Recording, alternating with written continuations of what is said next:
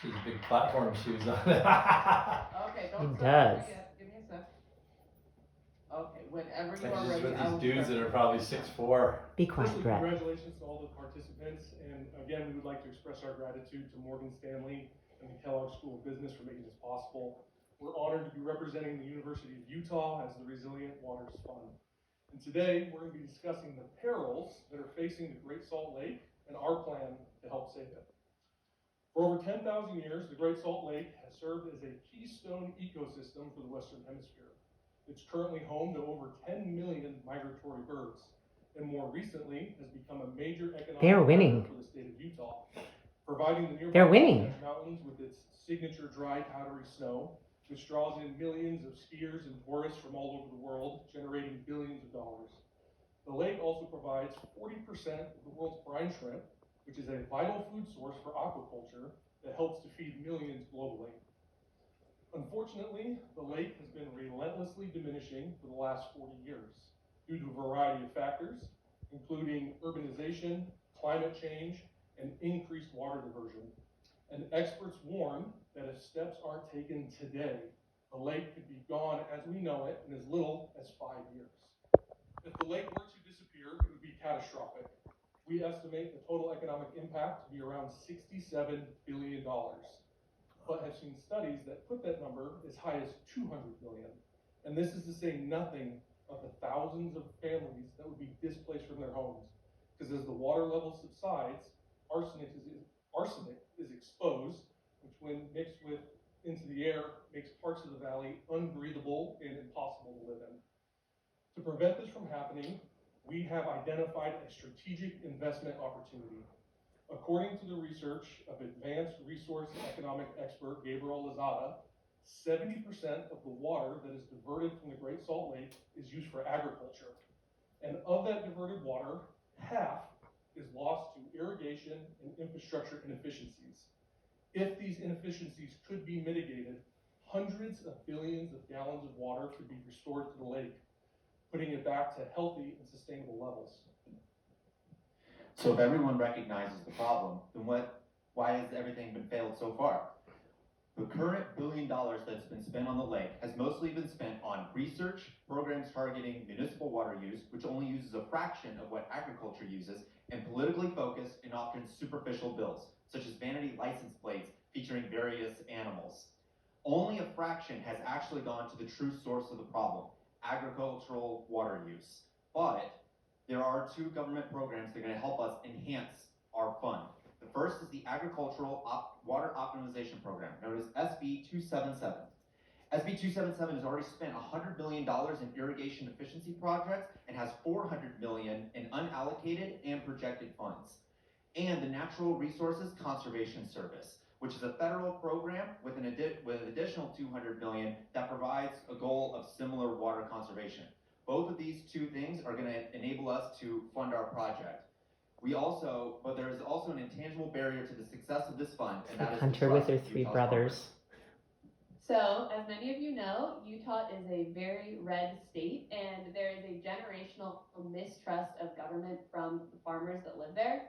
And there are these amazing programs available that actually have high demand. So just last year, there were 390 applications across the state for SB 277, but only 1.3% of those applications requested to divert the water saved back to the Great Salt Lake.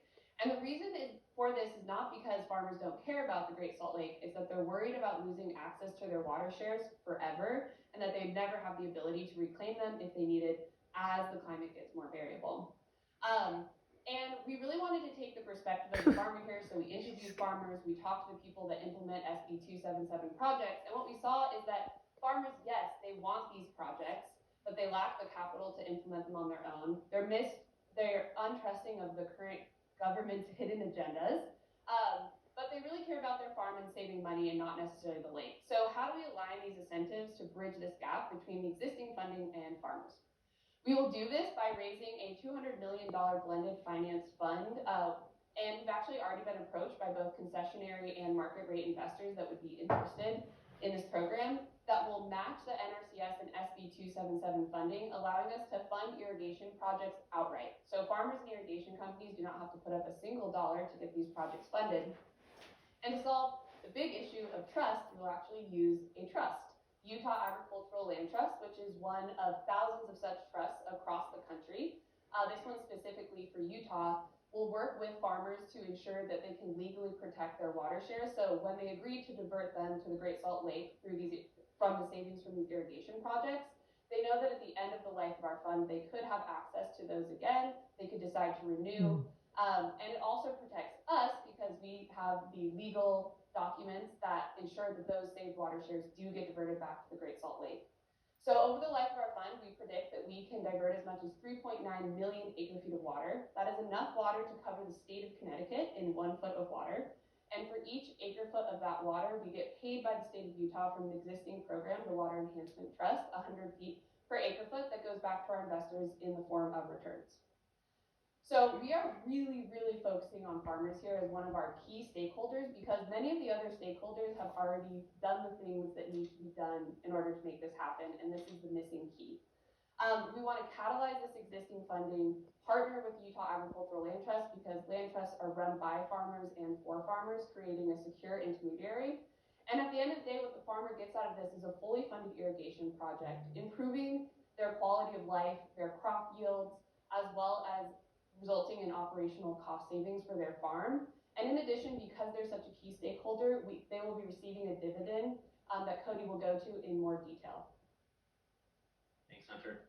So I'm going to provide kind of an overview of how this will all play So out. far, First, the way that we're thinking about funding is after we had some conversations with Liz Hamilton from SB 277, we've estimated that 100% of these projects will actually benefit from that 50-50 cost share provided by the state.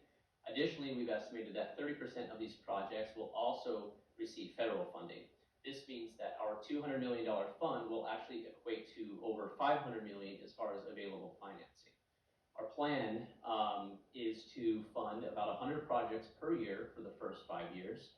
We've estimated that these projects will take about 2 years to fully complete and to be implemented and before we actually start gaining access to water.